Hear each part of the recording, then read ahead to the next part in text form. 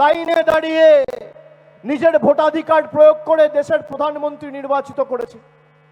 এই 60 লক্ষ মানুষ ভারতবর্ষের ক্যাবিনেটে কে কোথায় বসবে ঠিক করেছে। এই 60 লক্ষ মানুষ পরোক্ষভাবে দেশের রাষ্ট্রপতি কে হবে, উপরাষ্ট্রপতি কে হবে ঠিক করেছে।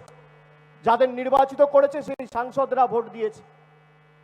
তাহলে এই 60 লক্ষ মানুষ যদি আন্ডার অ্যাডজুডিকেশন থাকে, তাহলে দেশের প্রধানমন্ত্রী কেন আন্ডার অ্যাডজুডিকেশন থাকবে না?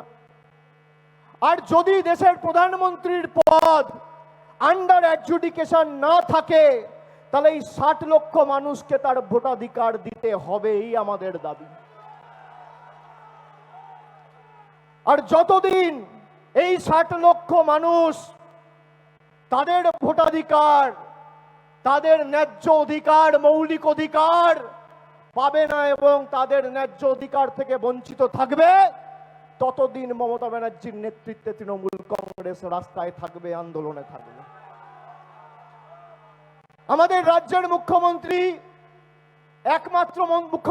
একমাত্র দলনেত্রী, যিনি মুখ্যমন্ত্রী হিসেবে নয়, দলনেত্রী হিসেবে নয়, যিনি সাধারণ একজন নাগরিক হিসেবে সুপ্রিম কোর্টে মামলা করে মানুষের জন্য লড়াই করতে গেছে।